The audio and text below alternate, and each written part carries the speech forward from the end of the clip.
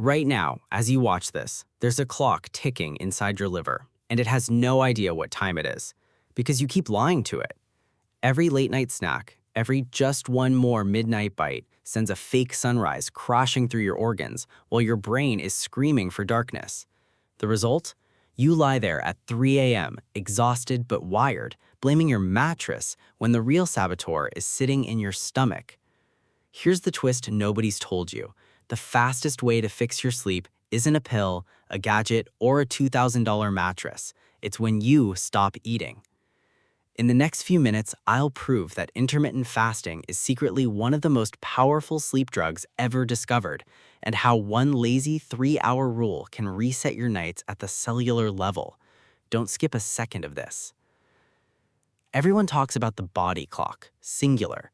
That's mistake number one. You actually have two clock systems, and they're fighting. The first is your master clock, a tiny cluster of neurons in your brain called the suprachiasmatic nucleus. Think of it as the mayor of a city. The mayor sets the schedule using only one signal, light. Sun comes up, mayor says, wake the city. Sun goes down, shut it down. But here's the part that changes everything. Every organ in your body, your liver, your pancreas, your gut, even your fat cells, has its own local clock. These are the neighborhoods of the city. And the neighborhoods don't listen to the mayor about when to work. They listen to food. This is the discovery that flips the whole game. Research from Dr. Sachin Panith's lab at the Salk Institute showed that these peripheral clocks are entrained, set, primarily by the timing of your first and last calorie of the day. Light sets the brain, food sets the body. So picture this. Your brain's mayor is trying to shut the city down for the night.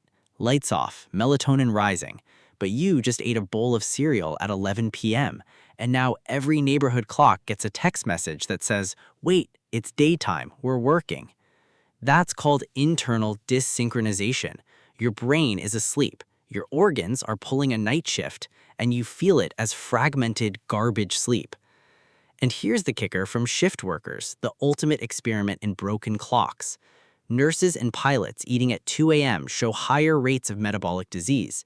Their brain clock won't budge, sunlight won't let it, but their food clock lurches into the night. The two rip apart like tectonic plates, and that internal earthquake is exactly what you recreate every time you raid the fridge at midnight. Why late meal is a chemical alarm clock? Let me show you exactly what a late meal does inside you, because this is where it gets almost violent. The moment food hits your system at night, three things fire off. 1. Insulin spikes. Insulin isn't just a blood sugar hormone, it's a daytime signal. High insulin at night tells your peripheral clocks the day is still going. 2. Your core body temperature climbs. To fall asleep, your body has to drop its temperature by about 1 degree. That dip is one of the strongest triggers for sleep onset. Digestion does the opposite. It fires up your metabolic furnace right when it needs to cool down. You're trying to land the plane while flooring the engine. 3. Melatonin gets confused. Your pancreas is loaded with melatonin receptors. Studies show that when melatonin is high and you eat, insulin release gets blunted and blood sugar handling worsens, a signal collision your body is not built to handle after dark. So a late meal isn't just calories, it's a chemical alarm clock you swallow. And no amount of blackout curtains or magnesium gummies can outmuscle a signal coming from inside your own gut. But there's a fourth saboteur nobody names. Your gut microbiome runs on a clock too. Its bacteria follow a daily rhythm, resting species at night, active ones by day. Feed them at midnight and you force a day shift of microbes to clock in during their off hours, which research links to inflammation and a weakened gut lining. Your late snack drags an entire microscopic workforce out of bed for a meal nobody ordered. How fasting becomes a sleep drug. Now the good news, and this is the reframe that makes this video worth your time. Intermittent fasting is usually sold as a weight loss tool. That's the surface story. The deeper truth is that time-restricted eating is really a circadian repair protocol that happens to also affect fat. When you stop eating several hours before bed, you give every one of those neighborhood clocks the same message the mayor is sending: night, power down. brain and body finally sync. The city sleeps as one. And the effects stack up fast. Your overnight temperature can drop cleanly so you fall asleep faster. Your insulin stays low and flat so you don't get those 3 a.m. blood sugar crashes that dump adrenaline and cortisol into your bloodstream and yank you awake. And critically, fasting overnight is when your body runs autophagy, its cellular cleanup crew.